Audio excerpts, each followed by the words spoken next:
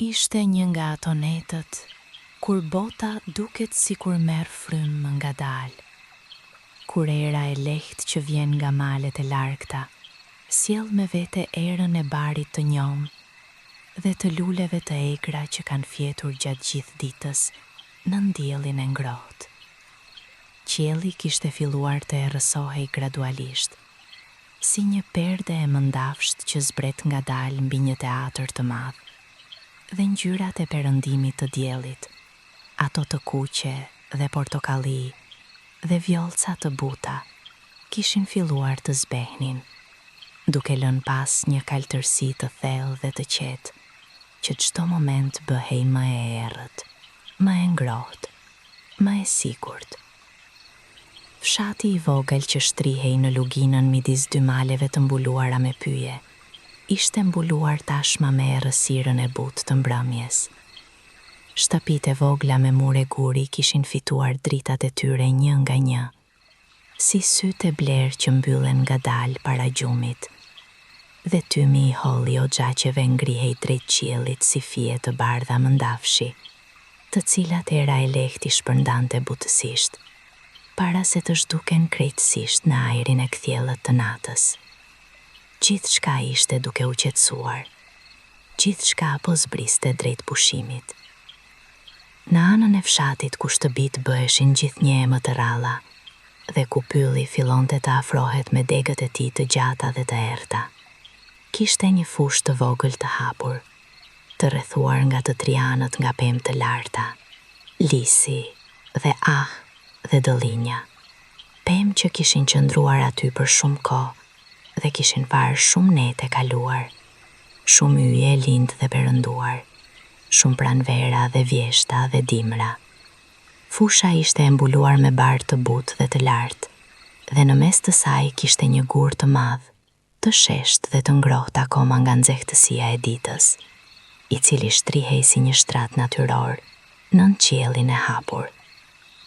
Kalimi ishte ulur mbi atë gur, nuk ishte nxitim, nuk ishte shqetësim, nuk ishte asgjë që duhej bërë tani, asgjë që duhej menduar, asgjë që duhej zgjidhur. Vetëm qielli mbi të, i madh dhe i kthjellët dhe i plot me premtimin e yjeve që sapo po fillonin të shfaqeshin njëri pas tjetrit, si drita të vogla që ndizen prapa një perdeje të hollë. Shikimi i tij lëvizi ngadalë në përkupën e qiellit dhe ndoqi rrugën e hënës së re, e cila ishte si një thumbër i hollë i argjendi i varur lart, shumë larg, i qetë dhe i sigurt. Era e natës ishte filluar të ndihet mbi lëkurë, jo e ftohtë, jo e ashpër, por e freskët dhe e ngrohtë njëherësh, si një përqafim i leshtë nga dikush i dashur. Ajo shpon midis thekave të barit dhe tund degët e poshtme të pemëve me një zhurmë shumë të butë, pothuajse si shushurim, pothuajse si muzikë, dhe se cili lëvizje i degëve krijon hije të vogla mbi tokë që lëvizin si val uji. Guri mbi të cilin ishte ulur rrezatonte ngrohtësi të ngadalë, një ngrohtësi që ngjitej lart dhe mbështillte trupin e lodhur me kujdes, me butësi. Ajri kishte erën e tokës së lagur nga vesa e vonë e mbrëmjes, nga lulet e bardhë të vogla që mbuluan fushën, lulet ato që hapin vetveten vetëm natën, duke ofruar aromën e tyre të ëmbël dhe delikate pikrisht atëherë kur bota pushon.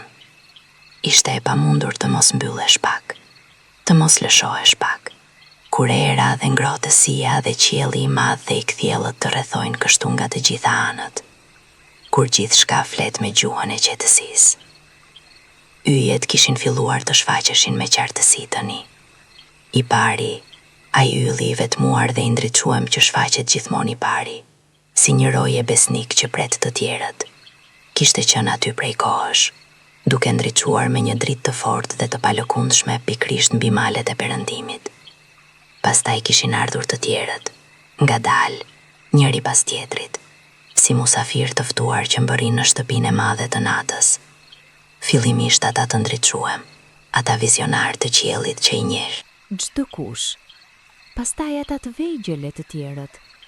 Dhe pastaj, kur sytë e tu mësohen me errësirën dhe errësira bëhet mik, ata shumë të vegjël, ata foshnjat e dritës, ata mira e mira pika të lehta që së bashku bëjnë rrugën e mjumët të qiellit. Ishte atëherë kur mendja fillonte të lëvizte pak ndryshe, jo me nxitim, jo me shqetësim, por me atë lëvizshmëri të ngabalt dhe të qetë të valve të ujit kur era e lehtë i prek, kur çdo mendim vjen butësisht dhe largohet butësisht, pa lënë gjurmë. Mendimi për ditën e kaluar erdhi si një re e lehtë dhe u largua. Mendimi për nesërmen erdhi si një re tjetër e lehtë dhe u largua edhe ai. Mbeti vetëm ky çast, kjo fushë, ky qiell, ky gur i ngrohtë nën trup, ky ajër i freskët mbi fytyrë. Flaket e para të yjeve kishin hyrë në ritmin e frymarrjes, frymarrje ngadalt, frymarrje e thellë, frymarrje e qetë. Gjoksi ngrihe ngadalë me frym dhe zbriste ngadalë pa frym. Dhe çdo frym e thellë silte me vete pak nga ai ajër i ftohtë dhe i mirë, dhe çdo frym e dalë merrte me vete pak nga tensioni i ditës, pak nga lodhja, pak nga nxitimi. Bota bëhej gjithnjë e më e qetë, gjithçka bëhej gjithnjë e më e butë. Tingujt e natës kishin filluar. Grekalet e para, të vendosura diku thellë në bar, kishin nisur këngën e tyre monotone dhe qetësuese, atë zhurmë ritmike që është si muzika e tokës vetë, si pulsi i fushave dhe i pylleve, dhe ajo këngë mbushi ajrin tërësisht, u fut kudo, në ndegët e pemëve dhe mbi gjethet e barit dhe ndërmjet thekave të gjata të fushës, dhe u bë si një batanie e tingullit që mbulonte gjithçka me kujdes dhe me dashuri. Ndonjë këngë zogu i natës u dëgjua nga largësia, i vetmuar dhe melankolik, por jo i trishtuar, vetëm i qetë, vetëm i thellë, vetëm i natës. Liçeni, ai liçeni vogël që shtrihej pak mbrapa pemëve anës lindore të fushës, i fshehur midis lisave dhe ahneve, dërgonte her pas here zhurmën e ujit të tij të lehtë, atë shushërim të ujit mbi guri, atë lëvizje të ngadalt të valve të vogla kur era prek sipërfaqen e tij. Ishte si të dëgjoje zemrën e vendit vet, si të dëgjoje një melodi shumë të vjetër dhe shumë të njohur, shumë të sigurt. Kalimi mbyllte syt ngadal, jo me forcë, jo me vendosmëri, por me atë mbyllje të natyrshme të qepalvave kur trupi të kujton se është koha, se gjithçka është mirë, se bota jashtë është e sigurt dhe e qetë, dhe se mund të lërsh veten të pushosh. Pas qepalvave të mbyllura, mbetej vetëm errësira e ngrohtë dhe komoduese, dhe zhurmët e natës, grekalet dhe zogjt dhe uji i liçenit dhe era në përdeg bëheshin gjithnjë e më të largëta, gjithnjë e më të buta, gjithnjë e më të ëmbja. Yjet vazhduan të ndriçonin lart, i gjithë qielli ishte tani e mbushur me to, mira yje, dhjetra mira yje, të gjithë ata shumë larg dhe të gjithë ata shumë të qetë, duke ndriçuar me atë dritë të lehtë dhe të ftohtë dhe të bukur që ka ndriçuar çdo natë prej kohësh pafund dhe do të vazhdoj të ndriçoj edhe kur ky çast të jetë bërë kujtim. Ishin si miq të vjetër, të besueshëm, të qetë, gjithmonë aty kur ti nevojitej veten t'i shikoje lart. Mendja filloi të lëvizte drejt asaj vendit me zgjimit dhe gjumit, atij vendit të butë dhe të mjegult, ku gjithçka është e mundshme dhe asgjë nuk është urgjente, ku imazhet vijnë e shkojnë si ret mbi qiell, ku trupi është i rëndë dhe i ngrohtë dhe i qetë dhe mendja është e lehtë si penë mbi ujë. Ishte ai vend ku bota jashtë ndalte si qenie e rëndësishme dhe bota brenda ishte gjithnjë e më e butë, gjithnjë e më qetësuese, gjithnjë e më e lumtur. Brenda ajo bote e gjerë dhe e qetë e brendësisë, fillonte të hapej ngadalë, si një lule natën. Kur syt hapeshin sërisht, qielli ishte akoma aty, i madh dhe i kthjellët, dhe i plot me yje, dhe era kishte marrë pak nga i freskia e thellë e mesnatës, që nuk është ftohtësi, por mirësi. Jo krip, por dashuri. Trupi ishte çuditërisht i ngrohtë ende mbi gurin. Ai gur i madh kishte ruajtur nxehtësinë e ditës thellë brenda vetes, si një dhuratë e vonë. Dhe dukej sikur lëvizja nuk ishte e nevojshme, dukej sikur kjo pozicion, kjo çast, ky qiell, ky ajër, ishin gjithçka kishte nevojë bota. Por ngadalë, shumë ngadalë, këmbët filluan të lëvizin, jo me qëllim të qartë, jo me destinacion të caktuar, por me atë lëvizje instinktive dhe të natyrshme të trupit, kur ka pushuar dhe dëshiron pak gjallërim, pak lëvizje të butë, pak eksplorim të natës. Çdo hap mbi barin e lartë bënte atë zhurmë të butë dhe shëruese. Shkel mbi bar të lagur nga vesa, dhe këmbët ndiu nëpër çorape të holla lagështinë e lehtë dhe freskinë e tokës, dhe kjo lidhje me tokën ishte si një gjë shumë të vjetër dhe shumë të ëmbël. Pemët e fushës u afruan ngadalë. Ija e tyre ishte e thellë dhe e mirë, jo e rrësuese, jo e frikshme, por strehuese, si krahët e hapura të dikujt të dashur. Degët e larta të ahneve dhe lisave mbizotronin qiellin mbi krye, dhe linin të kaloj vetëm copza të vogla të qiellit me yje, si dritare të vogla dhe të çrregulluara hap midis gjefes, dhe ato copza yje dukeshin edhe më të bukura kur shiheshin kështu të ndara, të veçuara, të dalë si dhurata të vogla midis errësirës së gjefes. Brenda pyllit, era ishte ndryshe. Kishte erën e tokës së thellë të lagur gjithmonë nga ija e pemëve, dhe kishte erën e moskut dhe të korrit të pemëve, atë erë të ëmbël dhe pak të thartë dhe të fortë që është aroma e pyllit vet, e gjitha sa jete të heshtur dhe të gjelbër.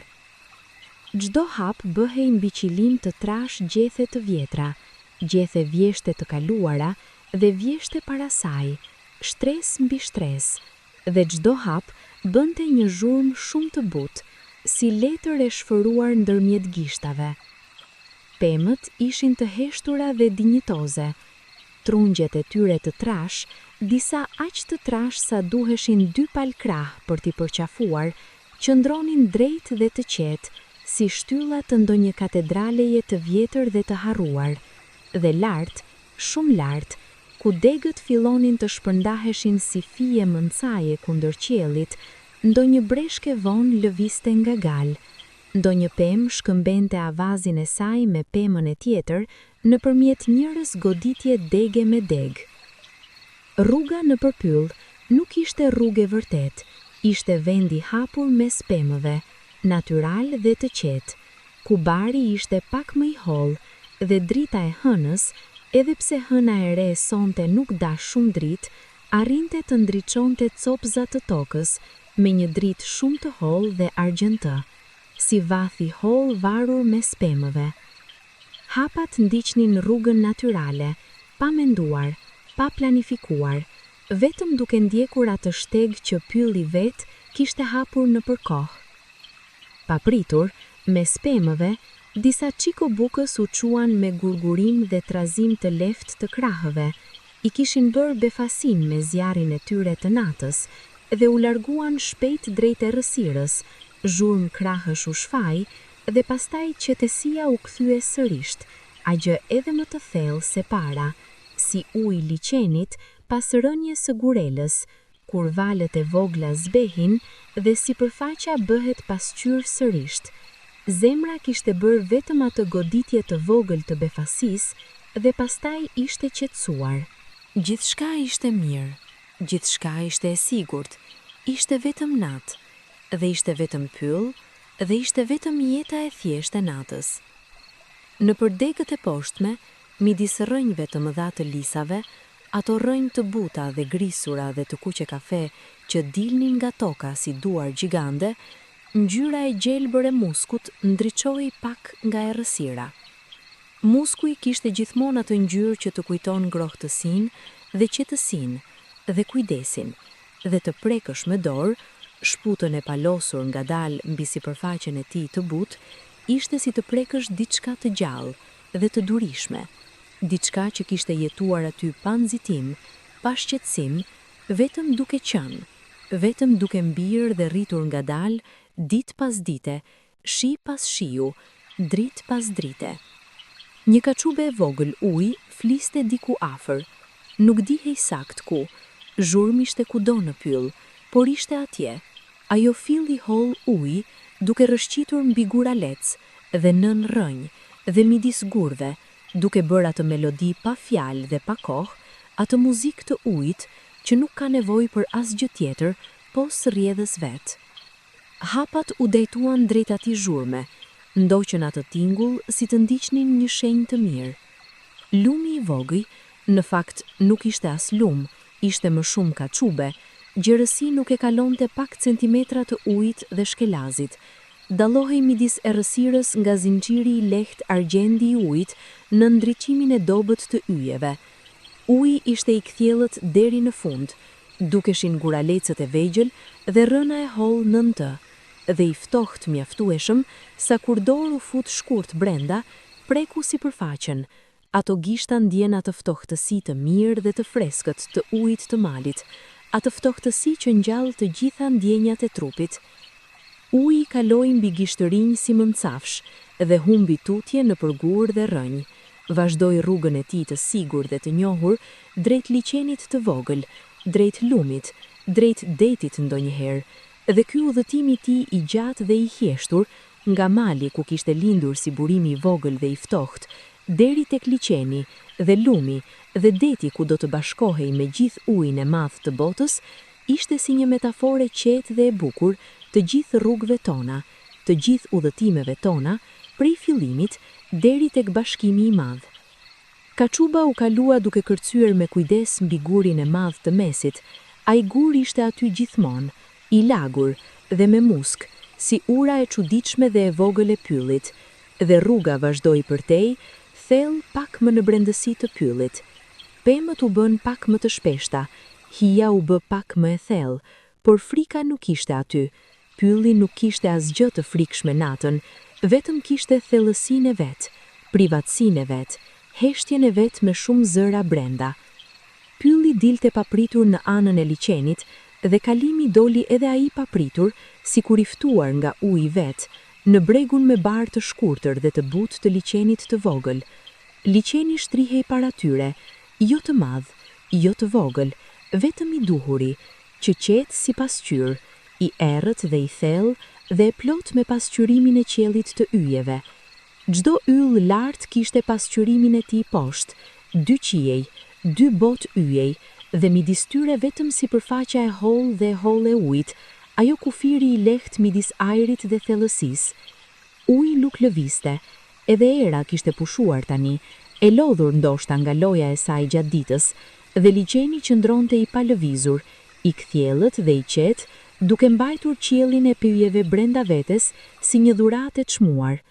Nga koha në kohë, ndonjë peshk i vogël dilte nga thellësia dhe prekte sipërfaqen me buzë të tij, dhe atëherë rrethat vegjël dhe të butë shpërndaheshin ngadalë mbi ujë, duke shpërbyer pasqyrimin e yjeve për një çast dhe duke e mbledhur sërish ngadalë, me çdo rreth val që zbehet deri të humbas plotësisht. Kalimi u ul ngadalë mbi barin e bregut. Bari ishte i lagur nga vesa, por jo i shkushtueshëm. Vetëm freskia e tij ishte e mirë. Vetëm ajo lagështia e lehtë e barishteve të mbrëmjes ishte e mirë mbi lëkurë. Gjynjët u tërhoqën drejt gjoksit, krahët u mlodhën rreth tyre, balli u lirua dhe sy të ranë mbi ujin e qetë të liçenit dhe mbi pasqyrimin e yjeve brenda tij. Qielli mbi liçen, ai hark i madh i yjeve që shtrihej nga mali juglindor deri tek mali veri perëndimor, ishte i plot tani. Gjithë ato yje të mbledhur që ndonjëherë në qytetet e ndriçuara nuk shihen fare, por këtu, larg çdo llampe, shiheshin të gjithë, edhe ata shumë të vegjël, edhe ata shumë larg, edhe ata që janë thjesht velo e lehtë e dritës pluhurosur në përkup, Rruga e Mymthit, ai lumi i yjeve i bardhë dhe i holl midis errësirës. Rruga e Mymthit, emri ishte shumë i mirë, sepse nuk ishte rrugë tjetër kaq të bardhë dhe kaq të qetë dhe kaq të sigurt sa ajo rrugë e yjeve midis qiellit të natës, ajo shtrirje e gjatë e dritës pluhurosur që duket si të ketë hedhur dikush hi argjendi mbi qiell, ose si të qëndronte ndonjë lum i bardhë lart mbi malet e ajrit. Të shikosh atë rrugë Mymthi sillte gjithmonë atë ndjenjë, ndjenja e diçkaje shumë të madhe dhe shumë të qetë, ndjenja se je pjesë e diçkaje shumë të madhe dhe shumë të qetë, ndjenja se yjet e tu, ai shumë si i çuditshëm, yjet e tu janë aty lart dhe janë mirë, dhe do të jenë aty edhe kur të mos jesh. Ngjyra e ujit kishte ndryshuar pak, kishte marrë atë ngjyrë të thellë blu jeshile të mesnatës, atë ngjyrë që shikon vetëm kur syt janë mësuar me errësirën, kur irisi ka hapur sa ka mundur dhe çdo pikë drite bëhet e mundshme. Ujin e shihje si të shihje brenda diçkaje të gjallë, ngjyra jo e kuptis sipërfaqes, por ngjyra e diçkaje nën sipërfaqe, diçkaje frymëmarrëse dhe të gjatë dhe të qetë. Ndonjëherë midis ujit ndriçonte diçka, e shkurtër, i vogël milingon i ujit, ndonjë gaforre e vogël, ndonjë vezull i ndriçuar i insekteve, dhe ajo ndriçime e vogla ishin si lojë e qiellit dhe ujit, si bisedë heshtur midis yjeve lart dhe jetës në ujë. Gjithçka ishte e lidhur me gjithçka.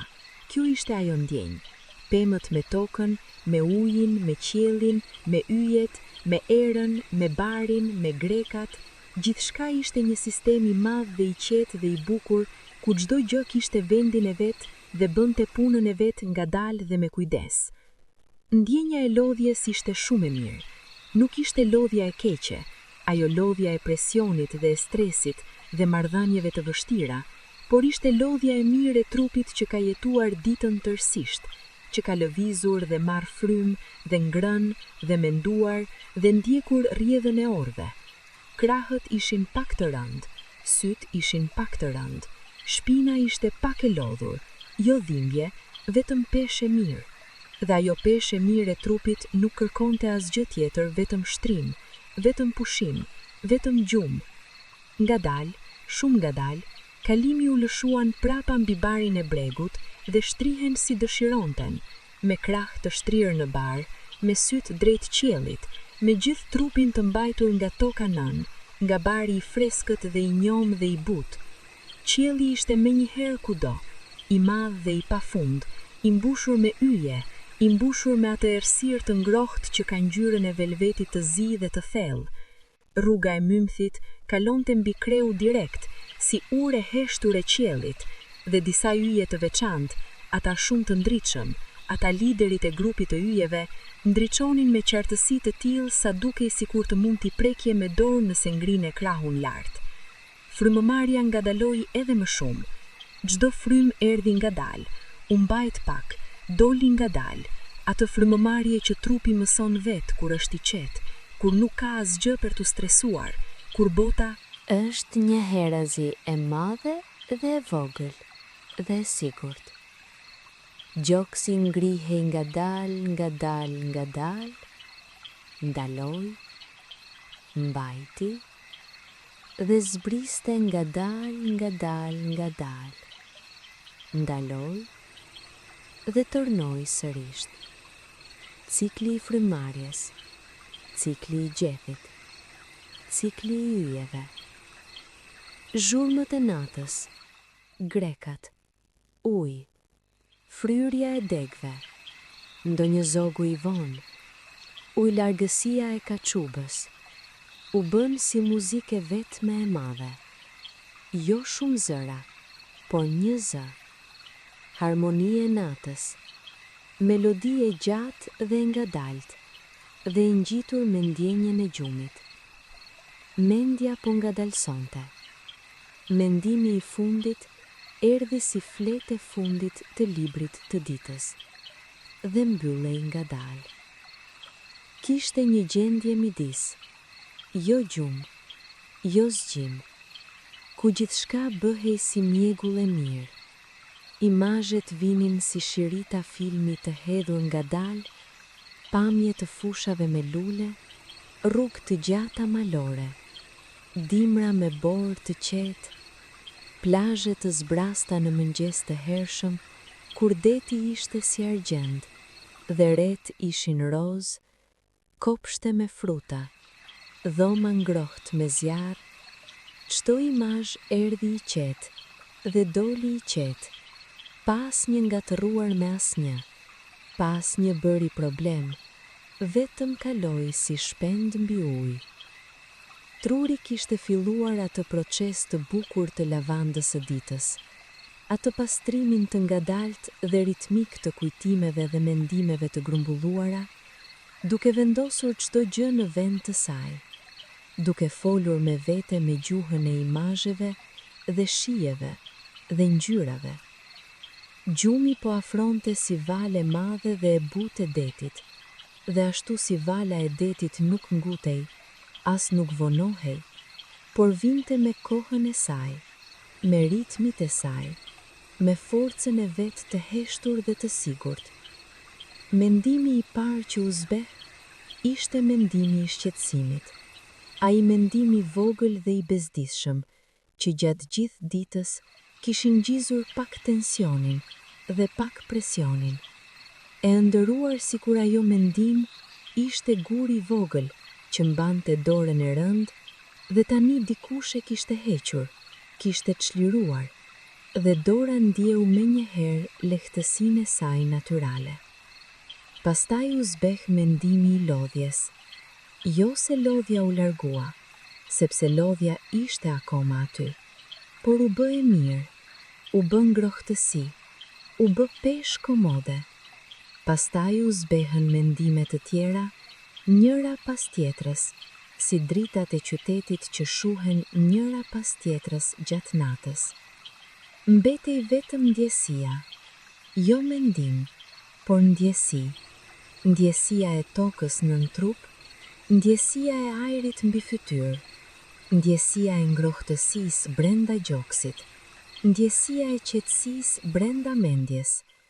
Ato ndjesia ishin si themeli i diçkaje shumë të lartë dhe shumë të sigurt, sigurët e mëdhenj të bazës mbi të cilat çdo gjë tjetër ndërtohej dhe qëndronte.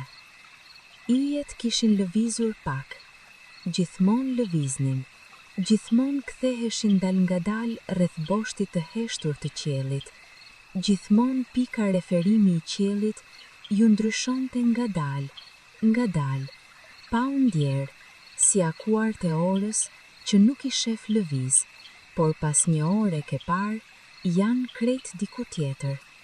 Kjo lëvizje ngadalt e yjeve, ky rruzullim i qiellit, ishte qetësuesi si ritmi i pendulit të orës, rregullt dhe i pamundur të ndalosh, i hershëm dhe i pasosur. Ndonjëherë midis atij gjysmë gjumi, ndonjë tingull vinte pak më qartë, ndonjë grap i kaçubës, ndonjë lëvizje e vogël e kaçurrilave apo dashmonjës në përbarin e liçenit, dhe pastaj ai tingull i çonte pak nga gjysmë gjumi, kthente pak vëmendjen dhe pastaj sërish zhytej nën sipërfaqen e qetë të gjumit si guri i hedhur brenda ujit. Nuk kishte shqetësim, nuk kishte tronditje, vetëm ato valët e vogla, ato lëkundje të lehta të zgjimit dhe kthimit. Ajri kishte ftohur pak, nata kishte arritur në atë fazë ku temperatura bie pak, kur lëkura ndjen freski, kur dëshira për mbulesë dhe ngrohtësi bëhet e natyrshme dhe e mirë. Trupi reagoi. Instinktivisht, krahët u lëvizën pak, u tërhoqën pak mbi gjoks, si të mbuloheshin me mbulesë imagjinare, si të kërkonin atë ngrohtësi të brendshme që trupi di ta krijojë vetë kur e ka nevojë. Dhe ngrohtësia erdhi, ngadal, nga brenda, si zjarri vogël dhe i qetë që ndez pak e pak, deri mbush gjithçka me atë rehati të thellë dhe komode. Mendja, e lirë tani nga mendjet e rënda të ditës, kishte filluar të endet lehtë, jo me qëllim, jo me drejtim, vetëm duke lundruar si penda mbi ujë. Shkoi tek kujtimi i ngrohtë i dikujt të dashur, jo me dhimbje, jo me mall të rënd, vetëm me ngrohtësinë e butë të dashurisë, atë ndjesi të fytyrës diçka si të shtëndritur nga brenda. Pastaj shkoi tek kujtimi i ndonjë mëngjesi të hershëm në fëmijëri, kur drita e parë e diellit hynte në përdritare dhe ngjyroste dhomën me një ngjyrë të artë dhe të ëmbël, dhe bota jashtë ishte e qetë dhe e re dhe e mbushur me mundësi. Pastaj shkoi tek era e bukës së pjekur, tek zëri i shiut mbi çati, tek ngjyra e kopshtit pas shiut, gjithë ato kopshte të gjelbër dhe të shtëndritshme me pika shiut mbi gjethe. Ato kujtime ishin si thezari vogël i mbajtur me kujdes brenda vetes, jo kujtime të mëdha apo historike, por kujtime të vogla dhe njerëzore dhe të ngrohta, kujtimi i mëngjesit, kujtimi i puthjes, kujtimi i këngës dëgjuar kur ishte fëmijë, kujtimi i erës së detit herën e parë, kujtimi i palmës mbi ballin kur ishte sëmur. Këto kujtime ishin prova se jeta kishte qenë e mirë, se kishte pasur momente të çmuara, se kishte pasur ngrohtësi dhe dashuri dhe bukuri, dhe se do të kishte sërish. Pylli pas shpine mori zërin e tij, ato kangjell të lehta me zëra pyllit, tingujt e drurve, ato fryrje të degëve kur era pak ngrihej, ato krisma të holla të thuprave të holla. Liçeni para qëndroi i qetë, pasqyre yjeve, i vetëm dhe i bukur dhe i plot në heshtjen e tij. Qielli mbi mbeti i madh dhe i hapet dhe i mbushur me atë dritë mira vitesh dritë e udhëtuar deri tek ky sy i vogël njerëzor mbi tokë. Kur syt u hapën sërish, vetëm pak, vetëm çarje të vogël të qepalve, qielli kishte lëvizur, yjet ishin në pozicione të reja, rruga e myllnthet kishte rrotulluar pak dhe hëna e holl kishte zbritur pak drejt horizontit perëndimor. Sa kohë kishte kaluar, nuk kishte rëndësi. Koha e natës nuk ishte si koha e ditës. Koha e natës fliste gjuhën tjetër, gjuhën e orëve të gjata dhe të buta, gjuhën e cikleve dhe jo minutave, gjuhën e rjedhës dhe jo të nxitimit. U ngrit ngadalë sepse trupi kishte kohë, ngadalë sepse nxitimi nuk ekzistonte, ngadalë sepse çdo lëvizje e ngadalt ishte lëvizje e duhur. Këmbët e gjetën rrugën sërish, kthim ngadalë në përbregun e liçenit, pastaj te hyrja e pyllit, pastaj brenda pyllit nëpër ato pemë dinjitoze dhe heshtura. Pylli natën kishte diçka të veçantë, nuk kishte zhurma të mëdha, nuk kishte lëvizje të shpejta, vetëm ato tinguj të vegjël dhe ritmik të jetës natore, ato goditje të lehta të zemrës së pyllit. Disa kandil pylli, ata insektet që ndriçojnë në errësirë, ata cixëllonjat e mrekullueshme të natës verore, ndriçonin midis barit të ulët dhe rrënjve të pemëve, ato pika të vogla jeshile të verdha të dritës që ndizen dhe fiken me ritmin e tyre, si mesazhe të koduara midis natës, si shenja të vogla të qenies gjallë. Rruga në përpyll doli sërish të fusha. Ajo fushë origjinale me gurin e shest të madh ku gjithçka kishte filluar. Guri ishte akoma aty, natyrisht, nuk kishte si të mos ishte. Guri nuk lëvizet nga netët, guri pret me durim dhe pa ankim, guri ruan ngrohtësinë e vet me kujdes dhe e jep ngadalë. Kalimi ul sërish mbi të, ky herë me shpinën drejt dhe syt hapur plotësisht drejt qiellit. Qielli kishte ndryshuar pak sërish, kur i njëjti, gjithmonë i lëvizshëm me atë lëvizje shumë të ngadalt, dhe disa yje kishte kaluar horizontin perëndimor dhe kishte shkuar tutje. Yje të tjerë kishin ngritur nga lindja dhe kishin marrë vendin e tyre. Është gjithmonë kështu me yjet, janë gjithmonë aty, por nuk janë të njëjtët. Gjithmonë kalojnë, gjithmonë lëvizin, gjithmonë rrjedhin sipas atij rrezullimi të madh dhe të ngadalt, që nuk mund ta shohësh, por mund ta ndihesh nëse jeton mjaftueshëm me syt nga lart. Mendimi vjen ngadalë, mendimi left, pa pesh, si pend. Sa net si kjo kanë kaluar, sa syra njerëzor kanë shikuar këtë qiell, këto yje të njëjtë, njerëz nga kohëra pa emër, njerëz që kanë fjetur mbi barin e fushave si kjo, njerëz që kanë ndjer po të njëjtën ngrohtësi dhe po të njëjtën qetësi dhe po të njëjtën pamje, yjet mbi ta. Ishte ndjesia e lidhjes, Jo vetmije, por kundras, lidhje e madhe me gjithë ata njerëz të harruara dhe ata njerëz të ardhura, gjithë atyre syve që shikonin dhe do të shikojnë po atë qiell. Ajo lidhje nuk ishte imazh, ishte ndjesi fizike, diçka e ngrohtë brenda gjoksit, diçka e sigurt si duart e prindërve rreth shupeve. Të ndihesh se nuk je i vetëm, jo sepse ka dikush pranë, por sepse je lidhur me gjithçka, me tokën nën, me yjet lart, me ujin pas pyllit, me pemët që marrin frym ngadalë, me grekat që këndojnë, me xixëllonjat që ndriçojnë, me erën që luan. Ishe gjithmonë lidhur, gjithmonë kishte qenë lidhur, dhe kjo lidhje nuk prishet. Ndjesia e rëndimit mirë u kthye, ajo rëndimi i gjymtyrve kur trupi ka vendosur se është koha, kur muskujt lëshojnë tensionin e fundit dhe bëhen si argjile ngrohtë, kur shtyllat e shpinës ndihen si rehatoheshin njëra pas tjetrës, kur qafa lirohej dhe koka ndjehej e rënd me peshën e mirë të gjumit. Kishte ardhur koha, jo me urgjencë, jo me frikë, vetëm me atë njohëri të butë, ka ardhur koha. Kalimi ushtrisë sërish mbi gurin e ngrohtë, këtë herë ndryshe, plotësisht, me krah pranë trupit, me këmbë të drejta të çliruara, me fytyrën drejt qiellit dhe me gjithë peshën e trupit të lëshuar mbi gurin e fortë dhe të sigurt poshtë.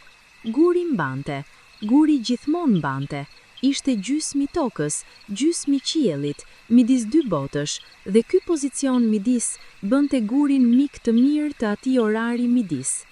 Qielli mbi atë ishte tani imazhi i fundit para gjumit, i madh, i qetë, i mbushur, i bekuar.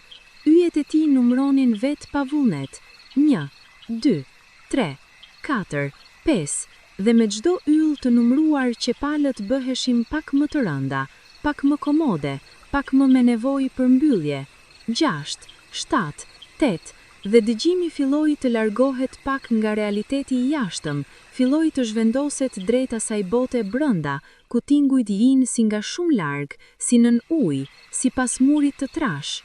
Grekat vazhdonin, liçeni pas pyllit vazhdonte, era e lehtë vazhdonte, gjithçka vazhdonte rrjedhën e vet, ritmin e vet të qetë dhe të njohur, dhe në atë vazhdim ishte siguri. Gjithçka do të vazhdoj, gjithçka do të rrotullohet, gjithçka do të jetë aty kur syt të hapeshin sërish. Nuk kishte asgjë për të ruajtur, nuk kishte asgjë për të mbajtur zgjuar, nuk kishte asgjë që nuk mund të priste deri nesër. Frymëmarrja kishte arritur ritmin e gjumit, të thellë dhe të ngadalt, batica dhe zbatica e gjoksit si detin vet, ngritje dhe ulje, zgjatje dhe lëshim. Brenda çdo fryme të thellë kishte butësi, ajri hynte i freskët dhe i mirë dhe dilte i ngrohtë dhe i qetë, dhe çdo cikël e afronte pak më shumë drejt atij vendi të thellë ku mendjet ndalojnë dhe ëndrat fillojnë. Imazhet e fundit para gjumit ishin si fotografi të ngrira, qiell me yje, ujë i qetë, pemë në terr, gur i ngrohtë, bar i gjatë, dritë xixëllonjash midis rrënjve, hëna e hollë duke zbritur ngadalë. Çdo imazh ishte i qetë, çdo imazh ishte i sigurt, çdo imazh ishte si faqja e fundit e një libri të mirë, para se ta mbyllësh me ngrohtësi dhe kënaqësi. Dhe gjumi erdhi, nuk bëri zhurmë, nuk trokiti, nuk u lajmërua. Erdhi si vala e madhe dhe e butë e detit që ngrihet ngadalë dhe mbulon gjithçka me kujdes dhe me dashuri, dhe pasaj nuk mbeti asgjë tjetër vetëm paqe, vetëm thellësi, vetëm natë. Brenda gjumit kishte botë, jo botë e frikshme, jo botë e turbullt, por botë e qetë dhe e gjelbër dhe e ndriçuar me atë dritë të veçantë të ëndrrës, dritë që nuk vjen nga asnjë drejtim i veçantë, por është kudo, e difuzuar dhe e butë, si prita nën ujë, apo si drita e mëngjesit të hershëm, kur dielli nuk ka dalë ende, por bota tashmë po ndriçohet. Ishte fush e madhe dhe e hapur, e mbuluar me lule të gjitha ngjyrave, lulet ato të egra dhe të lira, jo të rreshtuara dhe jo të shtyera, por të rritura sipas dëshirës vet, shpërndar raste si pas me harën e tyre natyrale. Lule kuqet e kuqe midis grurit të verdh, ato lule blu të vogla që quhen hardhi dhe rriten kudo, lule të bardha si flake ftoft, të shpërndara si yje mbi tokë, lule vjoz dhe roz dhe portokalli që askush nuk kishte mbjell, por kishin dal vet, si gëzimi pa provokuar i tokës. Në atë fushë ndërore talimi ishte i lehtë si ajri, jo i rënduar, jo i shqetësuar, por i lehtë me atë lehtësi të gjumit që nuk e ke kurrë zgjuar, kur trupi ka çlirimin e plot dhe lëvizja bëhet rëshqitje mbi sipërfaqe. Ecja nëpër lule nuk bënte zhurmë, apo ndoshta bënte, por zhurmë kaq e butë sa ishte të mos bënte, si të shkelës mbi re, si lëvizje mbi sipërfaqe qumshti.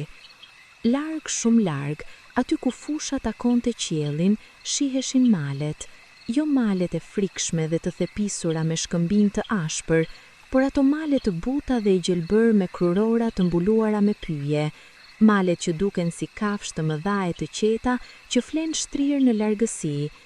Qielli mbi ato male ishte me ngjyrën e shafranit të lehtë, ngjyrë midis diellit dhe detit, midis artë dhe blu, ajo ngjyrë që nuk ka emër të mirë, por e di menjëherë kur e sheh. Ëndërimi nuk kishte histori, nuk kishte fillim dhe nuk kishte fund, dhe nuk kishte konflikte, dhe nuk kishte zgjidhje. Kishte vetëm ndjesi me luleve nën këmbë, ndjesinë e erës mbi fytyrë, ndjesinë e diellit mbi shpatulla, ndjesinë e hapësirës rreth, hapësira e madhe e fushës që shtrihet gjithandej pa kufi, pa gardh, pa mur, pa fund. Liri, kjo ishte fjala, liri e thjeshtë dhe totale, liri të qenit aty pa arsye dhe pa qëllim, vetëm duke qenë. Diku midis fushës kishte pemë e vetmuar, pemë e lartë dhe e vjetër me krurorën e saj të gjerë si ombrel gjigande e gjelbër. Hyri nën hijen e saj ngadalë dhe ul nën të, si po kishte bërë me gurin e ngrohtë tek fusha e vërtet, dhe hija e pemës ishte e freskët dhe e mirë, dhe zëri i gjetheve mbi krre ishte si të dëgjoje oqean nga larg, atë zurmën e gjatë dhe të ëmbël dhe monotone të mira gjetheve duke lëvizur bashk. Papritmas, me atë papritmas të butë të ëndrës, ku gjërat ndryshojnë pa shpjegim dhe pa tronditje, fusha u bë detar. Jo deti ashpër dhe me dallg, por deti qetë dhe i cekët, me ujë deri tek gjunjët, me rënd të bardhë dhe të butë nën këmbë, dhe me ujin e ngrohtë të rënd si qumësht. Qielli mbi detar ishte po ai qielli mbrëmjes me yje, natë pra, por detari ndriçohej me atë dritë të mistershme të ëndrës. Uji ishte i ngrohtë, jo i nxehtë, por me atë temperaturë perfekte ku nuk e ndin ku mbarojnë lëkura dhe fillon uji, ku gjithçka është e njëjtë dhe e butë dhe e pandashme. Të ecësh në atë ujë të cekët dhe të ngrohtë kishte diçka shumë primar, shumë të vjetër, shumë të hershëm, si kujtimi diçkaje para çdo kujtimi, si ndjesi e siguruar për herë të parë, para çdo sigurimi. Uji mbante, uji gjithmonë mbante. Deti i ëndrës ishte pa bregdet, ose bregdeti ishte aq larg sa nuk dallohej, ose nuk ekzistonte fare, vetëm uji sa shihej syri drejt horizontit të errët dhe të qetë. Hëna, jo hëna e holle sontës, por hëna e plotë e imagjinatës, ndriçonte mbi ujë dhe bënte atë rrugë argjend të gjerë dhe të shtrënqitshëm mbi sipërfaqen e lëmuar, atë rrugë hënore që gjithmonë duket si ti drejtohesh direkt teje, kudo të qëndrosh, si të ishte rrugë private ndërmjet teje dhe hënës. Nga uji ku qëndronte, deri tek horizonti, rruga argjend shtrihej e drejtë dhe e qetë, dhe ishte e pamundur të ecësh drejt saj, jo sepse duhet, jo sepse diçka e urdhëronte, por sepse ajo rrugë ndriçohet dhe ngjitet, sepse ajo rrugë fton me gjuhën e dritës. Hapi i parë drejt saj bëri ujin lëviz ngadalësi rreth këmbëve, valë të vogla të rrethit rritesin ngadalë dhe zhduken ngadalë, dhe uji ishte po ai i ngrohtë dhe po ai i qetë. Mbi kokë, yjet e ëndrës ishin akoma aty, po ata yje, po ai qiell, po ajo rrugë mjumthi, dhe pasqyrimi i tyre poshtë mbi sipërfaqen e ujit bënte atë ndjesi magnitse se ecën midis dy qiejve, midis dy universive yjesh, ndaj lart e ndaj poshtë njëherësh, i varur në mes të diçkaje shumë të madhe dhe shumë të qetë. Shpendët e detit, ata shpend të bardhë dhe të lehtë të ëndrrës, fluturuan ngadalë rreth e rrotull, pa bërthirrje, vetëm duke fluturuar, krah të hapur gjër mbi ujin e hënës. Çdo krah i shpalosur ishte si pikture përsosur, krah i bardh kundër qiellit të errët, krah i bardh mbi ujin e argjend, çdo lëvizje e krahve e lehtë si frymëmarrje. Shikimi i tyre ngjante me shikimin e reve, diçka po lëviz lart, diçka po kalon, dhe lëvizja e saj bën mendjen t'i ndjek ngadalë, të harroj veten, të harroj të gjitha gjërat e vogla dhe të rënda dhe ta mbush me lehtësi. Uji u thellua pak, tani deri tek beli, dhe peshoja trupore u ndje reduktuar, sikur uji merrte një pjesë të peshës mbi vete dhe mbante me vullnet, dhe kjo reduktim i peshës fizike shoqërohej me reduktim të peshës mendore, si dy gjëra të lidhura nëpërmjet kanalit sekret. Gjoksi ishte i lirë, krahët ishin të lirë, qafa ishte e lirë, mendja ishte e lirë, i gjithi i lirë, i gjithi i lehtë, i mbajtur nga uji i ngrohtë. Pastaj, me atë ngadalësi të ëndrrës ku gjërat bëhen automatikisht dhe pa mendim, trupi lundroi. Jo lundrimi i bujshëm dhe i sforcuar, por ai lundrimi i heshtur, ku të shtrihesh mbi sipërfaqe dhe uji të kujdeset për ty, ku veshi barazohet me arin dhe duart shprishen ngadalë dhe gjithë trupi bëhet si trung druri mbi ujë, i lehtë, i ekuilibruar, i qetë. Qielli me yje të ëndrrës ishte akoma aty, po ata yje, po ai qiell, po ajo rrugë mjumthi, dhe pasqyrimi i tyre poshtë mbi sipërfaqen e ujit bënte atë ndjesi mahnitse se ecën midis dy qiejve, midis dy universive yjesh, ndaj lart e ndaj poshtë njëherësh, i varur në mes të diçkaje shumë të madhe dhe shumë të qetë. Lundrimi mbi ujin e ngrohtë të ëndrrës ishte si gjithçka e mirë e reduktuar në ndjesi bazë, ngrohtësi, lehtësi, pafundësi, siguri. Nuk ishte hapje mbi, nuk ishte hap si poshtë. Vetëm ky pikë e vogël e vedijes, mes ujit dhe qiellit. Kjo grimcë jete mes dy infiniteteve. Dhe ajo grimcë ishte e qetë, e kënaqur dhe e mbyllur brenda vetes si kops floku. Frymëmarrja e gjumit vazhdonte pa ndërprerje, thellë e ngadalt, batice e gjoksit, hyrja e ajrit dhe dalja e ajrit. Dhe çdo frymë e thellë e ulte pak më tepër nën sipërfaqen e gjumit, pak më shumë në atë thellësi pa imazhe dhe pa zëra, atë thellësi të qetë dhe të errët dhe të rehatshme, që është gjumi i vërtet dhe i thellë. Nën sipërfaqen e gjumit kishte shtresa. Siç deti ka shtresa të ndryshme temperature dhe ngjyre dhe jete, ashtu gjumi kishte stresat e veta. Shtresa e parë e lehtë ku ende dëgjon tingujt e jashtëm, shtresa e dytë pak më e thellë ku tingujt bëhen të largët, shtresa e tretë ku imazhet fillojnë të shfaqen me gjallëri, dhe shtresa e fundit, shtresa e thellë, ku çdo gjë humbet dhe mbetet vetëm prehja absolute, ajo qetësi pa fund dhe pa formë e gjumit të vërtet. Kalimi po zbriste ngadalë nëpër ato shtresa. Çdo shtresë kishte ngjyrën e vet dhe temperaturën e vet dhe ndjesinë e vet. Shtresa e parë kishte qenë e artë dhe e ngrohtë. Ajo ngrohtësi e gurit të mbromjes, ajo ngrohtësi e shiut të parë pas vapës.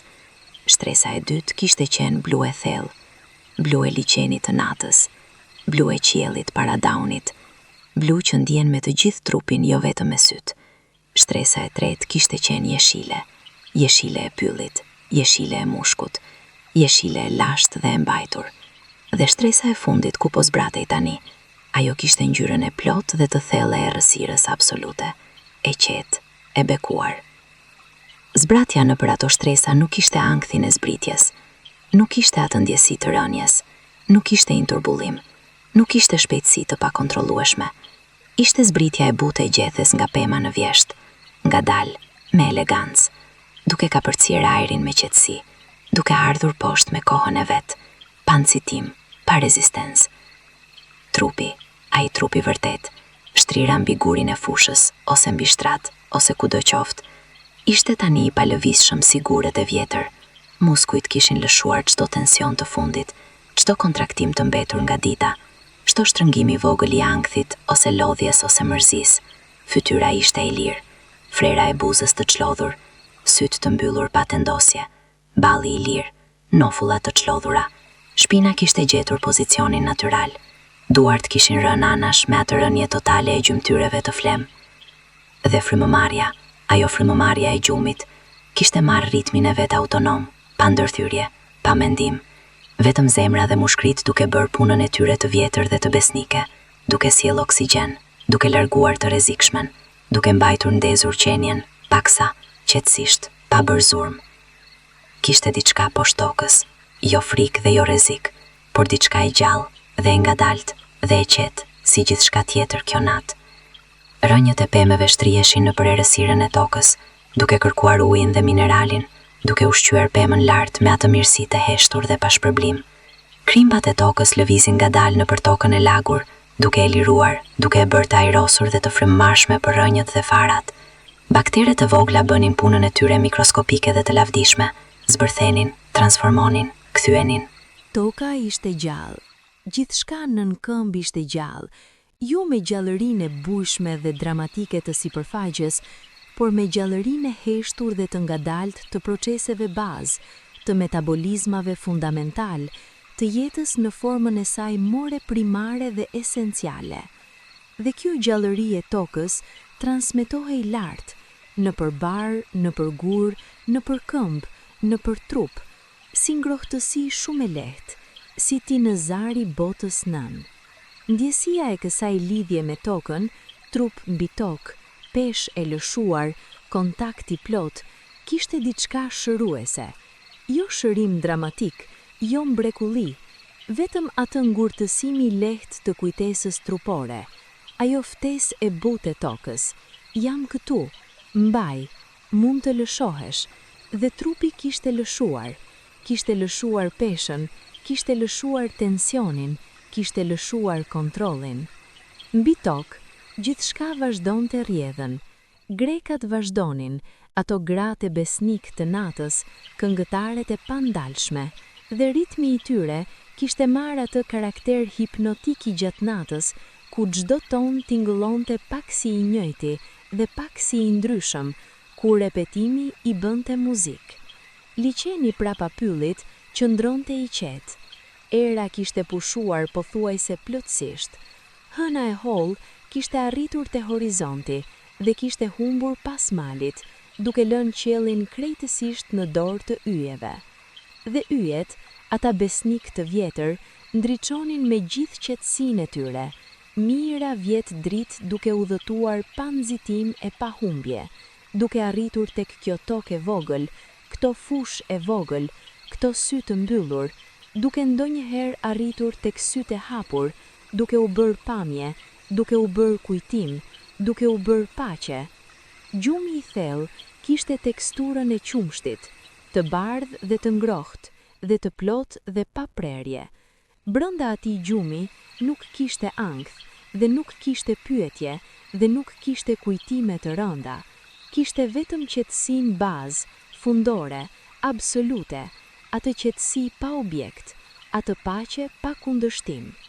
Kishte ndjesitë e vogla fizike, të vogla dhe kaluese, freski e leshtë mbi hund, kur ajri i natës hynte brenda me frymë, ngrohtësi e gjoksit, ku mushkrit punonin butësisht, pesh e mirë e krahëve anash, kontakt i ngrohtë i trupit me sipërfaqen ku shtrihej. Ato ndjesi ishin si shenjat e qenies, shenjë se gjithçka po funksiononte, se zemra rrihte, se gjaku rrihte, se trupi mbante jetën me besnikëri. Mendja, ajo mendja aktive dhe e zhurmshme e ditës, kishte pushuar, jo plotësisht, sepse mendja nuk pushon plotësisht asnjëherë, por kishte zbritur frekuencën e saj, si radio lëvizur nga stacioni me muzikë të fortë në atë me muzikë të qetë, në stacionin e liçenit, në stacionin e natës. Mendimi i fundit koherent para se gjithçka t'u bënte imazhe, e gjitha është mirë, e gjitha është mirë, e gjitha ka qenë dhe do të jetë mirë. Pastaj edhe ai mendim humbi dhe mbeti vetëm nata, dhe gjumi, dhe yjet lart dhe toka poshtë, dhe era shumë e lehtë, dhe grekat shumë të buta, dhe liçeni shumë i qetë, dhe gjithçka shumë e mirë. Në gjumin e thellë, her pas here shfaqeshin çaste të shkurtra të ndërgjegjes, jo zgjim, por ato çaste ku gjumi lehtësohet pak dhe mendja pilket për një sekond, si flak drite para se të shuhet sërish. Në ato çaste kalimtare, dëgjohej gjithçka, grekat, era, liçeni, dhe pastaj gjithçka humbnin sërish. Ëndërrimi kishte filluar ndryshe tashmë. Jo imazhe të qarta dhe kolorate si ato të gjumit të lehtë, por fragmente, ndjesi, ngjyra pa formë, zëra pa fjalë. Ishte si të shihje nga shumë larg nëpër mjegull. Gjërat dalloheshin, por nuk dalloheshin plotësisht. Kufit tyre ishin të buta dhe të pasakta. Gjithçka ishte pak si gjithçka tjetër. Kishte ngjyrën e kaltër të thellë, kaltërt e liçenit të qartë, kaltërt e qiellit të mëngjesit para diellit, kaltërt e asaj ores midis natës dhe ditës kur bota heziton, kur errësira nuk ka larguar ende, por drita ka filluar të premtojë. Kjo kaltër ishte kudo, rreth e rrotull, mbi dhe poshtë, si të ishte i zhytur brenda saj, si të ishte bërë pjesë e saj. Kishte ndjenjën e lëvizjes, jo lëvizje fizike, por atë lëvizje të brendshme si të lundrone nëpër ajër, si të ecësh nëpër ujë të ngrohtë, si të fluturosh shumë ngadalë, shumë pranë tokës mbi fushat e gjelbra. Kishte ndjenjën e erës mbi fytyrë edhe brenda ëndrrës, freski e lehtë, arome luleve të padukshme, dhe ajo erë e ëndrrës ishte po aq reale sa era e vërtet e natës mbi fytyrë, ndoshta edhe më reale. Zërat, nëse mund t'i quaje zëra, ishin si tinguj shumë të largët të muzikës, si tinguj ndonjë instrumenti të panjohur por shumë të mirë, si tinguj që mendja krijon brenda vetes, kur është shumë e qetë, kur nuk ka zhurmë tjetër dhe ajo e brendshme del në sipërfaqe. Nuk kishte melodi të dallueshme, nuk kishte ritëm të caktuar, vetëm ato tinguj të lirë dhe të ëmbël që vinin e shkonin si aromat në erë. Dhe mbi gjithçka, mbi ngjyrën dhe lëvizjen dhe tingujt, kishte ndjenjën e sigurimit, siguri absolute, totale, pa pikën e dyshimit, ndjenjë se gjithçka që ka nevojë të jetë, është, ndjenjë se çdo gjë e duhur të ndodh, ka ndodhur, ndjenjë se çdo gjë e ardhshme do të vijë me kohën e saj dhe do të jetë mirë edhe ajo, ndjenjë se tani, kjo çast, ky gjumë, kjo natë, është gjithçka nevojitet. Brenda ëndrrës, malet shfaqën sërish, ato male të buta dhe të gjelbra të ëndrrës, të cilat nuk ishin as mali i vendlindjes, as ndonjë mal i njohur, por mali arketipik, mali si imazh i brendshëm, mali si simbol i gjithçkaje të qëndrueshme dhe të sigurt dhe të vjetër. Ata qëndronin aty si gjithmonë kanë qëndruar dhe si gjithmonë do të qëndrojnë, që të qetë, të duruar, pa nxitim, pa shqetësim. Shpati i malit të ëndrrës ishte i mbuluar me barë të gjatë dhe të gjelbër, të cilin era e lehtë e lëvizte ngadalë në val, si det jeshil dhe i heshtur. Nëpër atë barë, ecësh ngadalë, pa qëllim, pa destinacion, vetëm duke ecur, vetëm duke ndjerë tokën nën këmbë dhe erën mbi fytyrë dhe diellin e butë mbi shpatulla. Dielli i ëndrrës nuk ngrohte shumë, ishte dielli i kthimit të pranverës, i llojit të butë dhe të mirë, ai diell që nuk djeg, por ngroh, i llojit që të bën të mbyllësh sytë me kënaqësi dhe ta kthesh fytyrën nga ai. Pemët e malit të ëndrrës kishin formën e tyre karakteristike, ato dëllinja të ngushta dhe të drejta si maj shigjetash drejt qiellit, ato ahu me trungun e bardhë si argjendi dhe me gjethzat e vogla vezake, ato listë të trashë dhe e vjetër, me kurorat e gjera si ombrela, dhe çdo pemë kishte nderin e vet, identitetin e vetë, historinë e vetë të shkruar në unazat brenda trungut.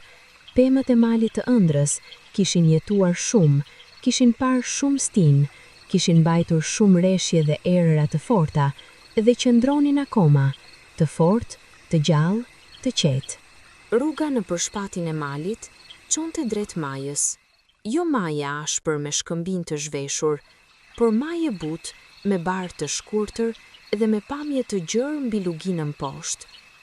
Kur arije tek ajo maje butë dhe ktheje syt nga ana e daljes, panorama ishte si të hapësh libër me faqe shumë të bukura. Lugina e gjelbër me lumenjë të argjend, fshatrat e vogla me çatit e kuqe si lule mbi tapet gjelbër, pyjet e errta dhe të dendura, fushat e hapura dhe larg, shumë larg, ku syri zbehet, deti, ai vije blu e hapur midis tokës dhe qiellit. Të qëndrosh mbi atë majë të butë të malit të ëndrës dhe të shohësh gjithë atë butë poshtë, kishte diçka shumë thjesht dhe shumë të madhe njëherësh. Madhësia e botës bëhej e dukshme, sa shumë tokë, sa shumë ujë, sa shumë pemë, sa shumë re, sa shumë dritë, dhe njëherësh vogëlsia komode e vetes bëhej e dukshme, jo me ankth, por me leftësi, me lirim. Jesh i vogël, dhe kjo ishte gjë e bukur, të jesh i vogël në botë kaq të madhe, të dije se nuk bart peshën e gjithçkaje, se gjithçka ecën edhe pa dorën tënde të ngritur. Era mbi majën e ëndrës kishte atë fuqi të butë dhe konstante të erës malore, jo goditje, por shtytje e vazhdueshme dhe e butë si duar miqësore pas shpine. Çdo pore e trupit ndjente atë erë, çdo fije floku lëvizte paksa, edhe rrobat lëviznin pak me të. Ishte ndjesi e lirimit të plot, sikur çdo gjë jo e nevojshme kishte marrë era, çdo mendim i rënd, çdo shqetësim i vonë, çdo mall i panevojshëm.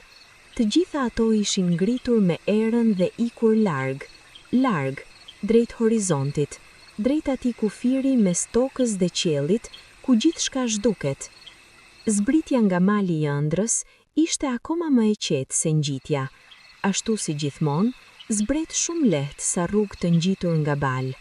Çdo hap poshtë ishte hap drejt ngrohtësisë, ngrohtësia e luginës pas freskisë së malit, ngrohtësia e ajrit pa erë, ngrohtësia e hijes pas diellit të butë të majës. Lugina priti me krah të hapur. Lugina e ëndrës kishte lum. Lumi ishte i mesëm, as torrent i shpejt dhe i bujshëm, as pelg i qetë i ngecur, por lumi një trajtshëm dhe i qëndrueshëm, me rrjedhje të moderuar dhe të qetë, me ujë të kthjellët deri në fund, me guri të rrumbullakosur nga koha nën të dhe me bimësi të gjelbër të shpërndar buzëti. Zëri i lumit dëgjohej nga larg, ai tingull i dashur dhe i njohur i ujit mbi gur, ai murmur i vazhdueshëm dhe relaksues që ka kuruar shumë zemra njerëzore në përkohra. U ul pran lumit, mbi gurin e madh dhe shesht buzëti, guri tjetër i mirë i ëndrës, si shoku i gurit real të fushës, dhe veshi me kujdes zërin e ujit. Uji kishte shumë nota, nota e thellë e rrjedhjes kryesore, nota e sipërme e ujit duke kaluar mbi gurin e ngritur, nota e mesme e valzimeve anash, ku uji bëhej pelg i vogël para se të vazhdonte, nota e hollë e ujit që spërkatte kur goditte shkëmbin. E gjitha ajo simfoni e ujit, shumë nota, shumë ritme, shumë tinguj, ishte njëherësh e shumë llojshme dhe e unifikuar, ishte muzik pa kompozitor.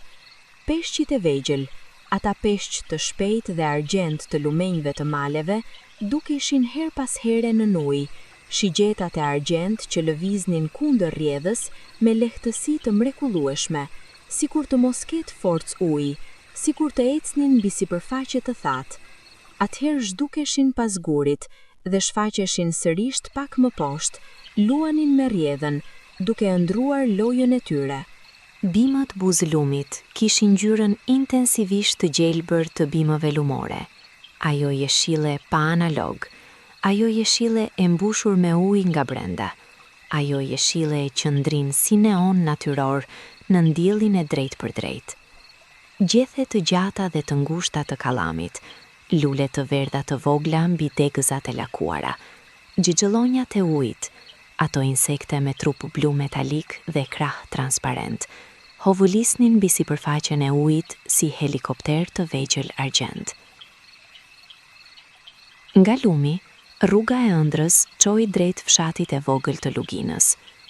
Fshatit ju afrua ngadalë, në për rrugën e ngushtë me gurit të rumbullakosur, rrugë e lagët pak nga hija e pemëve të mëdha që e mbanin mbi të dhe e bënin si tunel jeshil dhe i freskët.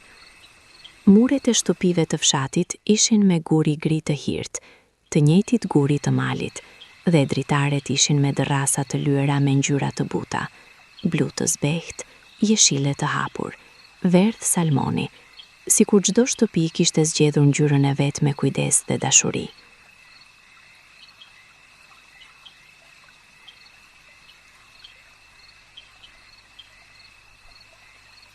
Dhe ato cupza qielli lëvizin edhe ato, ndryshojnë formë, zgjerohen dhe ngushtohen, bëhen dritare të ndryshme drejt të njëjtit qiell.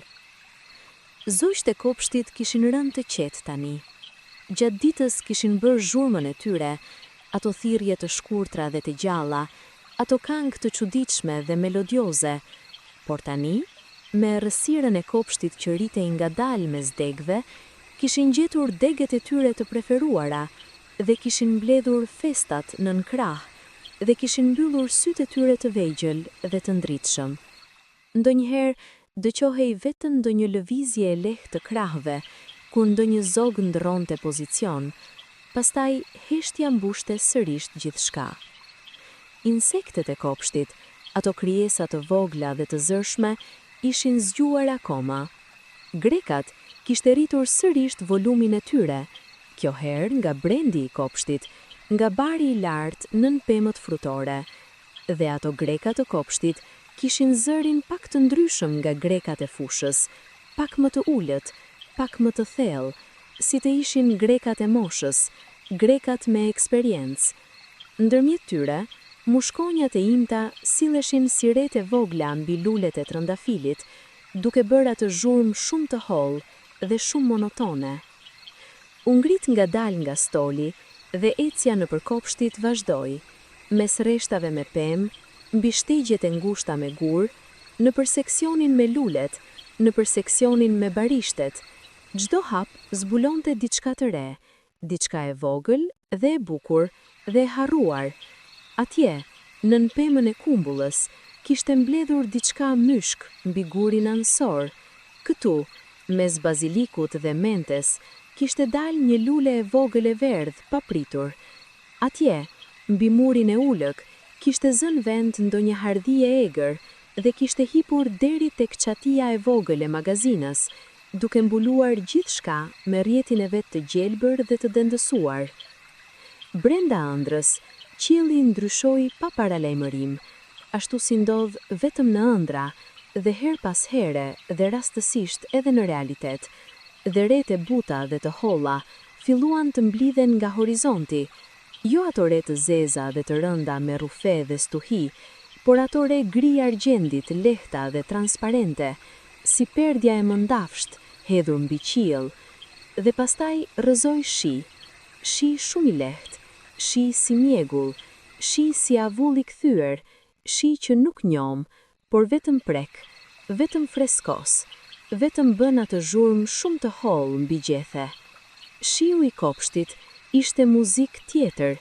Çdo gjethe e madhe e pemëve frutore bëhej këmbon e vogël, pikza e shiut rambi të dhe zgjati atë tingull shumë të hollë dhe shumë të bukur. Çdo lule e kopshtit u lëkund pak nën peshën e pikzës dhe u drejtua sërish. Toka e thatë nën pemët pranoi pikzat e para me etje, atë zhurmë të tokës së thatë kur prek shiun, atë zhurmë shumë të ngrohtë dhe brendshme, si kruarja e lehtë, dhe ngadalë filloi të ndryshojë ngjyrë, nga e belt tek e errët, nga e thatë tek e njom. Era e shiut mbi tokë të thatë, atë erë që ka emrin e saj, petriqor, mbushi ajrin e kopshtit, atë erë shumë të fortë dhe shumë të mirë dhe shumë të vjetër, erë të tokës dhe të shiut dhe të jetës, erë që bruri njerëzor e kupton si diçka shumë të mirë dhe shumë të sigurt që herët e lashta. U thip dhell dhe u mbajt pak, brenda, dhe u lirua ngadalë, dhe me atë frym u lirua diçka tjetër, diçka e mbajtur shumë kohë. Diçka e vogël dhe e këmbgulur që nuk dinte si të largohej e vet, por tani largohej me erën e shiut. Shiu ndaloi po aq shpejt sa që ishte filluar. Ai shi i ëndrrës nuk nevojitej të vazhdonte gjatë. Ishte atje vetëm për atë çast perfekt të aromës dhe të tingujve dhe të freskinë e lehtë mbi lëkurë. Dhe kopshti pas shiut ishte kopshti shumë i gjelbër dhe i ndriçuar. Çdo gjethe kishte pikën e vet të shiut. Çdo pikë ishte si diamant i vogël mbi jeshilën e thellë të gjethes. Dhe kur drita e dobët e ëndrrës godiste ato pika, ndonjëherë shikohej edhe ngjyra e ylberit brenda pikës. Shumë i vogël, shumë i fshehtë, por aty. Gjumi ishte thelluar tani. Shtresat e tjera të sipërme ishin lënë prapa, shtresat me imazhe dhe ngjyra dhe ëndra të qarta, dhe kishte arritur atë shtresë të thellë dhe të errët dhe të pafund. Brenda kësaj thellësie nuk kishte imazhe, nuk kishte tinguj, nuk kishte ndjesia fizike, kishte vetëm qetësia absolute, vetëm prehja totale, vetëm ajo heshtje e brendshme e thellë, ku çdo gjë preket. Trupi kishte rënë në ritmin e tij të gjatë të natës, frymëmarrja e ngadalt dhe e rregullt, zemra me ritmin e saj të qetë dhe të besnik, muskujt krejtësisht të liruar, temperatura e trupit pak e rënë siç duhet gjatë gjumit. Ishte trup i lidhur me shtatin e brendshëm, trup që dinte ta ruante veten, trup që kishte mësuar gjatë shumë netëve si të pushonte vërtet.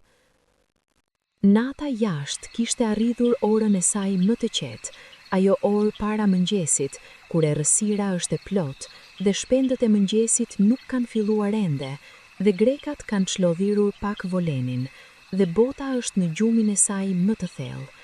Edhe pylli ishte i qetë tani, edhe liçeni ishte i qetë, edhe era kishte pushuar plotësisht, dhe degët e pemëve qëndruan të palëvizshëm si figura guri. Yjet lart ndriçonin me qetësi të plot, ishin në pozicionet e tyre të mesnatës, pak të ndryshme nga ato të mbrëmjes, pak të ndryshme nga ato të mëngjesit, gjithmonë në lëvizje, gjithmonë ndryshim, gjithmonë të njëjtë. Rruga e mjumthël kalonte akoma mbi qiell, i gjatë dhe i bardhë dhe i heshtur, dhe çdo yllje e asaj rruge, miliona prej tyre, aq shumë sa numri humb kuptimin, ndriçonte me dritën e vet, kishte historinë e vet, kishte planetet e vet, dhe ndoshta jetën e vet. Shumë kohë kaloi, shumë orë të gjata dhe të buta të gjumit të thellë, orë pa ëndra dhe pa mendime dhe pa ndjesia, vetëm qetësia e madhe e pushimit. Edhe pastaj, shumë ngadalë, si trëndafili i rrotullimit të tokës, i cili gjithmonë vjen dhe gjithmonë ka ardhur, diçka filloi të ndryshoi. Errësira e qiellit lindor filloi të zbehej, jo menjëherë, jo dramatikisht, por me atë ngadalësi shumë të bukur dhe shumë të hershme të agomit, kur ngjyra e qiellit kalon nga e zeza e thellë tek e zezë me nuancë blu, tek blu e thellë, tek gri argjendi. Ishte ndryshim shumë gradual, shumë qetë, shumë të ndishëm vetëm nëse shikonin me vëmendje. Zogu i parë i agimit e ndoq zakonin e tij antik. U qua pak para çdo zogu tjetër, si gjithmonë, edhe bëri atë thirrje të vetmuar dhe melodioze të mëngjesit të hershëm. Zëri i tij shpoi heshtjen e thellë të natës si gjilpër e hollë në përmëndafsh, pa dhimbje, me bukuri, duke lënë vrim të vogël nga ku drita kalonte. Pastaj heshtia u kthyre, po jo i njëjta heshtje. heshtja e ndryshuar, heshtja pas zërit, e cila ka cilësi tjetër dhe thellësi tjetër. Zogu i dytë u qua pak minuta më vonë, pastaj të tretë dhe katërt një herësh. Pastaj, ngadalë, njëri pas tjetrit, si muzikantët e orkestrës që zën vendin e tyre, gjithë kori i madh i zogjve të agimit filloi të mbushte ajrin me tingujt e tij, çdo zog me melodinë e vet, çdo melodi mbi melodin tjetër, shtresë mbi shtresë, ngjyrë mbi ngjyrë tingujsh. Por trupi ishte ende në gjumin e thellë. Ato tinguj erdhën nga shumë larg, si muzik nga dhoma tjetër, si muzik nga ëndra tjetër, dhe nuk tronditën, nuk quan. Vetëm hyn ngadalë në shtresat e gjumit dhe u bën pjesë e gjumit, u bën muzika e sfondit të fundit të natës, muzika e kalimit ndërmjet. Qielli lindor bëhej çdo çast pak më i ndriçuar. Blu-gri kalonte ngadalë te kaltërti e lehtë, pastaj tek argjenti, pastaj filluan të shfaqen ngjyrat e para të diellit, jo dielli vet, jo akoma, por premtimi i tij, ai shpërndarja e dritës para vetë dritës, ato nuanca të posaçme të rozës dhe portokallisë shumë të buta të horizontit lindor para agimit. Rosja kaloi mbi liçen me krah të shpalur gjër dhe zbriti ngadalë mbi sipërfaqen e ujit, duke bërë atë zhurmë shumë karakteristike të krahëve dhe ujit kur takohen, dhe valë të vogla u shpërndan nga vendi i zbritjes drejt të gjitha anëve. Pastaj ajo u qetësua, lundroi ngadalë, pa nxitim, nëpër ujin e pastër të agimit. Era e re e mëngjesit filloi të lëviz, jo era e natës, jo era e mesdites, por era speciale e agimit, ajo freskie hershme dhe e pastër, dhe pak e lagët e mëngjesit të hershëm, kur bota e re ka sapo filluar dhe çdo gjë ngrin pak pastërtinë e saj.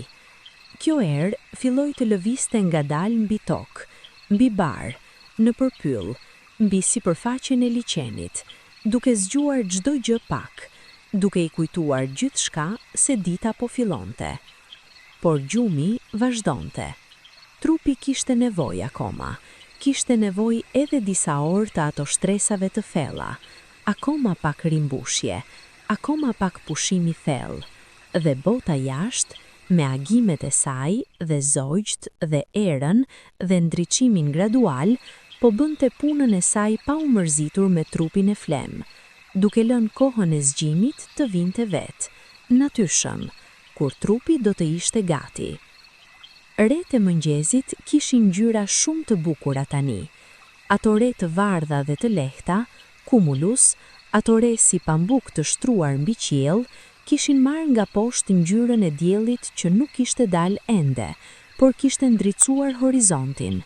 Roz i butë, portokalli shumë i zbehtë, vjollc shumë i lehtë.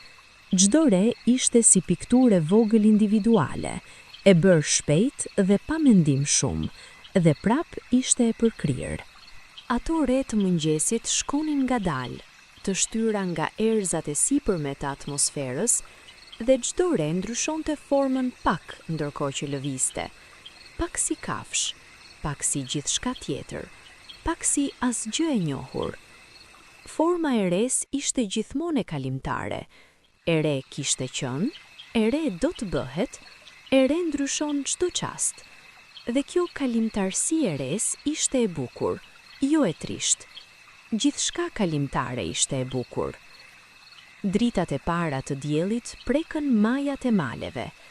Atje lart, ku toka i afrohej qiellit, një vije artë e hollë ndriçoi mbi kufirin e malit, dhe ajo vije artë rritej ngadalë, zbriste ngadalë, ndriçonte më shumë tokë çdo çast. Bari i shpatit mori ngjyrën e artë, pemët e sipërme morën ngjyrën e artë, gurët e majës ndritën. Dhe pastaj, me atë çast shumë të bukur dhe shumë të njohur, dhe gjithmonë të ri pavarësisht sa herë ke parë, dielli doli. vetëm pak në fillim, vetëm që palla e tij e artë mbi malet lindore, pastaj gjysma, pastaj tërësia e tij e vogël dhe shtrëndritshme mbi horizont. Bota u ndriçua. Çdo gjë preu hijen e vet të gjatë të mëngjesit mbi tokë. Ligjeni pranoi dritën dhe u bë argjendi pastër. Pylli u ndriçua nga lart, por gjumi vazhdonte. Qepalët nuk u hapën, trupi nuk lëviste. Frymëmarrja mbeti e thellë dhe e qetë. Dita kishte filluar jashtë, por brenda trupit të flem, koha ecte me ritmin e vet. Dhe ato orë të fundit të gjumit para zgjimit natyral kishin dhuratën e tyre speciale. Ëndrat e mëngjesit, ato të gjalla dhe të ngjyrosura, dhe të lehta dhe të ëmbla, ato ëndra të cilat kujtoheshin pas zgjimit.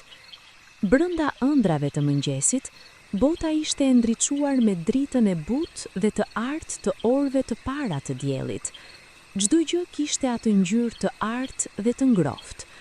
Bar i artë, ujë i artë, pemë me gjethza argjento arta, dhe ajo ngjyrë bënte gjithçka të dukej pak magjike, pak tej botrore, pak si ditët shumë të bukura të fëmijërisë, kur çdo gjë kishte ngjyra pak më të intensive dhe pak më reale se sa bota e rriturve.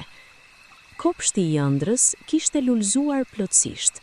Trëndafilat kishin hapur çdo petal, lulet e tjera ishin kthyer drejt diellit.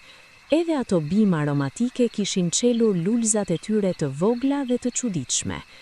Aroma e kopshtit të mëngjesit ishte ndryshe nga aroma e kopshtit të natës. Freski e shtuar, pastërti e shtuar, energji e shtuar, si të ketë gjithçka që në larë dhe rifreskuar dhe rifilluar.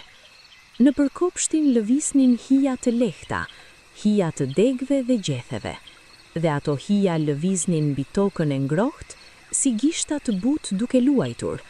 Dielli hinte nëpër hapësirat midis degëve duke ndriçuar pika-pika tokën, duke bërë ato vende të ndriçuara të spikatura midis hijeve. Në ato shirita drite, pluhuri i vogël i kopshtit, grimca shumë të imta tokë dhe polen, fluturonte ngadalë lart dhe poshtë, duke ndjekur lëvizjet e lehta të ajrit brenda kopshtit. Çdo grimc kishte rrugtimin e vet. Çdo grimc lëvizte pak ndryshe nga gjithë të tjerat, dhe bashk bënin atë lëvizje të bukur dhe hipnotike të pluhurit në ndrit. Lëvizje pa qëllim, pa drejtim, pa destinacion. Pra në rrethit të kopshtit, ku trëndafilat ishin më të dendur, bletët e mëngjesit kishin filluar punën e tyre. Ato blet të trasha dhe me flok të verdh, ato punëtore të qetë dhe të fokusuara. Çdo blet hynte brenda lules me kujdes, merrte çfarë duhej, dilte me kujdes, shkonte tek lulja tjetër. Lëvizja e tyre ishte e njohur dhe e qetë, jo nxitim, jo panik, vetëm punë e qetë dhe e planifikuar, punë e ditës, punë e sezonit, punë e gjithë jetës.